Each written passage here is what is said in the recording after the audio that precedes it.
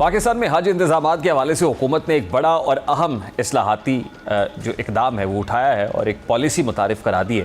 حج policy 2027 سے 2030 تک صرف ایک سال کی انتظامی دستاویز نہیں بلکہ آئندہ 4 برس کے لیے حج آپریشن کو جدید خطوط پر استوار کرنے کا ایک جامع پلان ہے۔ اس پالیسی کا مرکزی محور واضح ہے۔ حج کے نظام میں شفافیت، ڈیجیٹل گورننس، بہتر منصوبہ بندی، اخراجات میں کمی اور عازمین کو معیاری سہولیات کی فراہمی۔ نئی پالیسی کی سب سے بڑی تبدیلی 4 سالہ حج رجسٹریشن ہے۔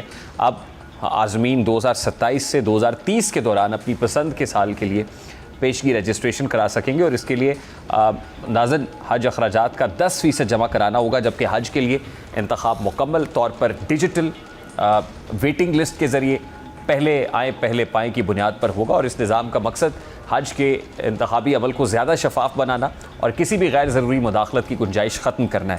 سرکاری اور نجی حج اسکیموں کا کوٹہ 60 اور 40% برقرار رکھا گیا ہے، تاہم وفاقی کابینہ ضرورت کے مطابق اس تناسب میں تبدیلی کر سکے گی اور ساتھ ہی نجی شعبے کے کردار میں مرحلہ وار اضافہ کیا جائے گا۔